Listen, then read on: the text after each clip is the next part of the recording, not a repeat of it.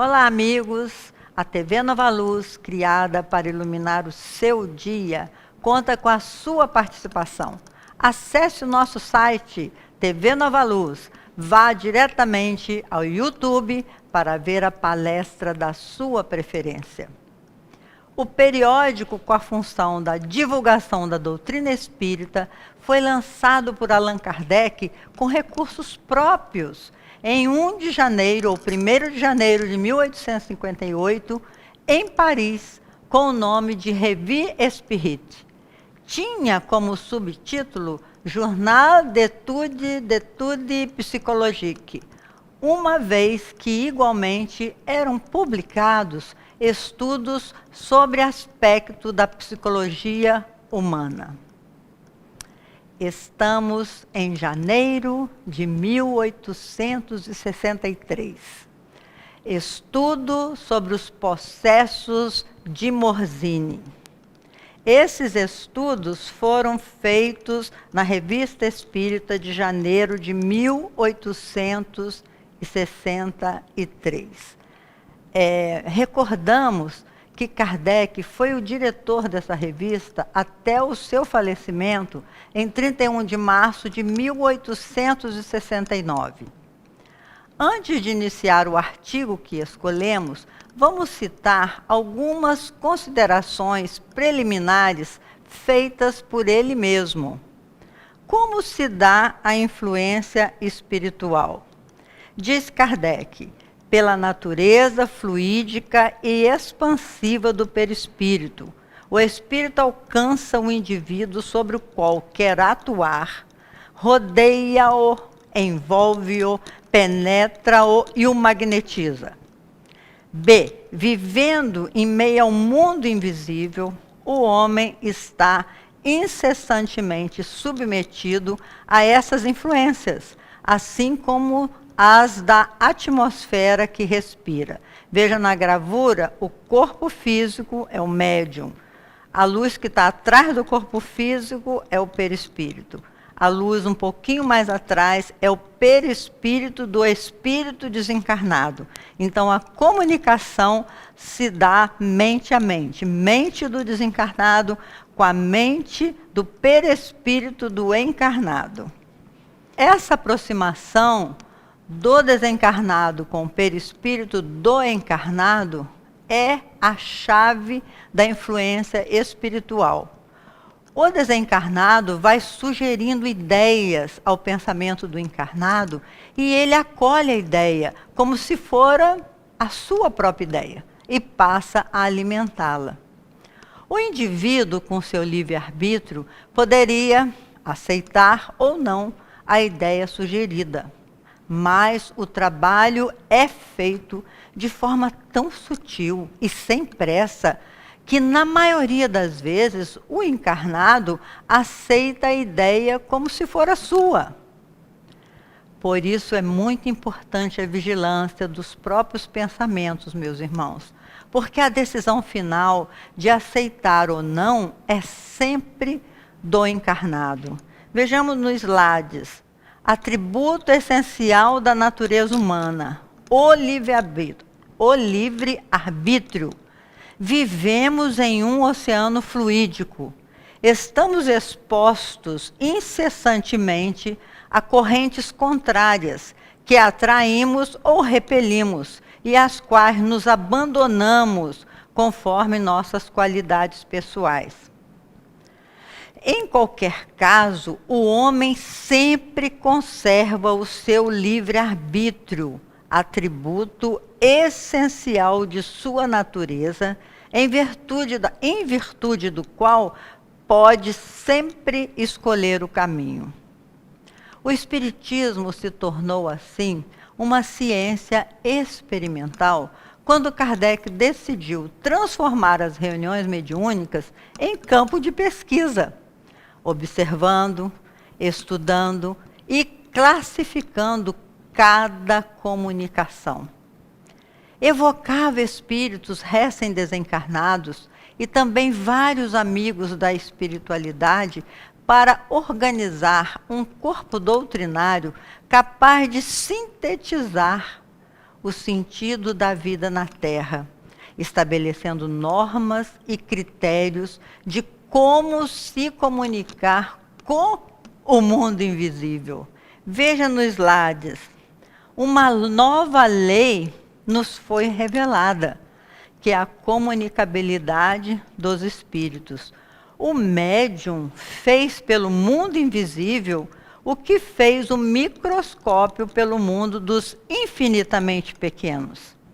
A mediunidade é, pois, uma nova força, uma nova faculdade, uma nova lei que nos foi revelada. Finalizando as considerações preliminares, vamos ao artigo em que é citado um dos fatos que estava acontecendo na Europa, o qual deu o título Os Possessos de Morzine. O senhor Indermühle de Berna, membro da Sociedade Espírita de Paris, foi quem revelou o fato que acontecia em sua propriedade de Zimmerwald. O capataz, homem de força hercúlea, certa noite se sentiu agarrado por um indivíduo que o sacudia vigorosamente. Vamos ver no slide só para ilustrar. Primeira investida dos espíritos. O espírito sacudia o capataz, conforme dissemos anteriormente. Parecia um pesadelo, mas não era, pois o homem estava bem desperto. Levantou-se, lutou algum tempo como quem o agarrava, e quando se sentiu livre, tomou do sabre pendurado ao lado direito do leito e pôs-se a esgrimi-lo no escuro, sem nada atingir. Acendeu uma vela, procurou por toda parte e não encontrou ninguém. A porta estava bem fechada. Depois desse primeiro ataque dos espíritos ao capataz, uma segunda investida aconteceu, porque o capataz retornou ao seu leito e o jardineiro, que estava no quarto ao lado, começou a pedir socorro, debatendo-se e gritando, porque sentia que alguém invisível o estrangulava. O capataz correu para acudir o vizinho, mas tal como ocorrera consigo, não apareceu ninguém, não viram ninguém. Uma testemunha, vamos ver no slide, uma testemunha do ocorrido, uma criada que dormia na mesma construção, ouviu todo o barulho. Apavorados, todos vieram no dia seguinte contar ao senhor Indermühle o que havia se passado. Kardec decidiu evocar os espíritos envolvidos em sua reunião mediúnica.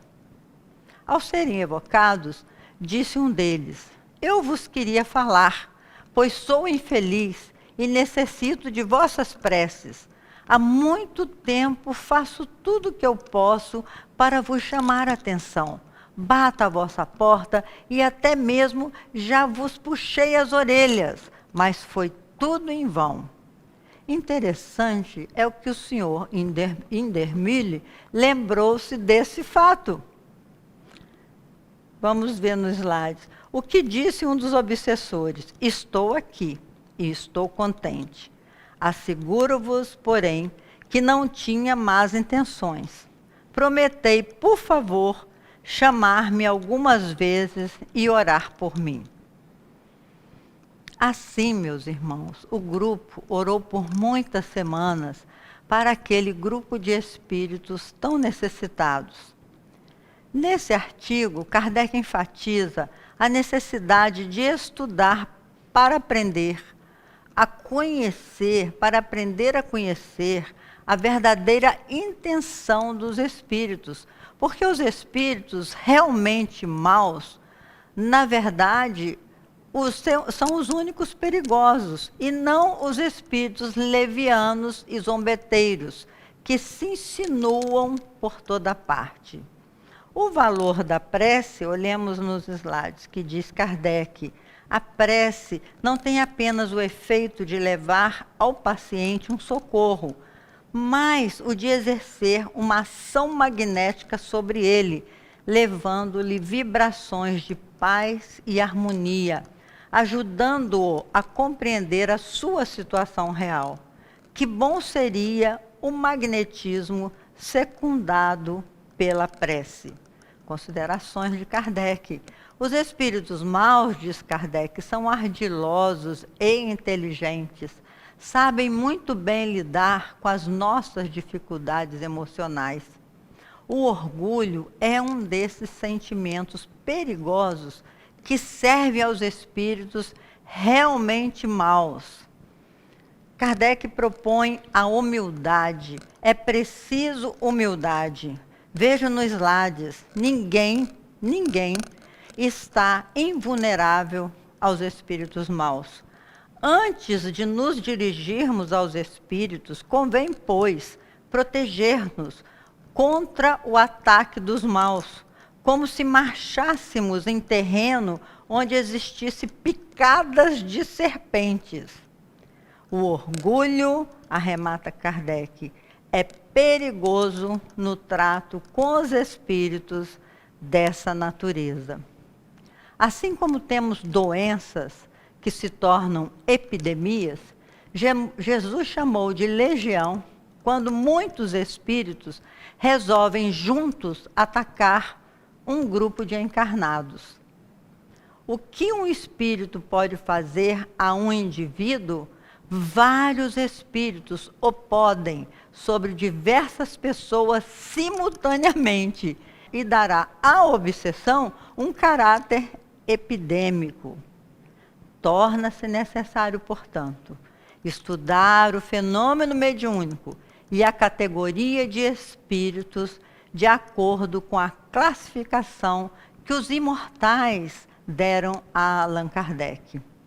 A importância do estudo, veja nos slides, uma invasão organizada de espíritos. Uma nuvem de espíritos maus pode invadir uma localidade e aí se manifestar de várias maneiras. Foi uma epidemia de tal gênero que transtornou a Judéia ao tempo do Cristo. E, na opinião de Kardec, é de uma epidemia semelhante que padeceu a localidade de Morzine.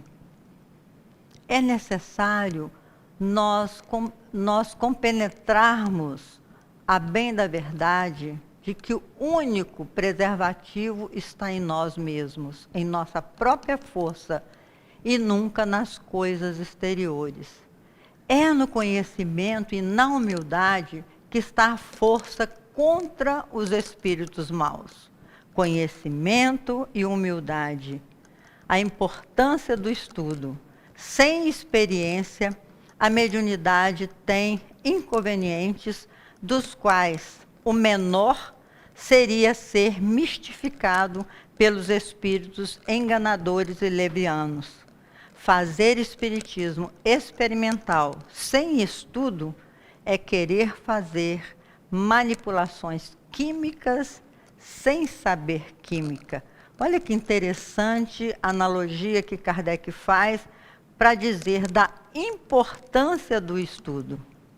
Digamos, como o poeta português Miguel Torga, 1907, e faleceu em 1995, chamou exercício espiritual. Ouço-os de todo lado. Eu é que sou assim. Eu é que sou assado. Eu é que sou o anjo revoltado. Eu é que não tenho santidade. Quando, afinal, ninguém põe nos ombros a capa da humildade e vem. É um poeta português. É assim, meus irmãos e irmãs, que nós devemos entender a necessidade do estudo. Vem estudar conosco, com muita humildade e vontade de compreender a dimensão espiritual, para que acordemos do outro lado da vida levados pelo bem e não nos deixemos enganar por espíritos maus. Lembre-se, conhecimento, oração e humildade. Até o nosso próximo encontro, se Deus quiser.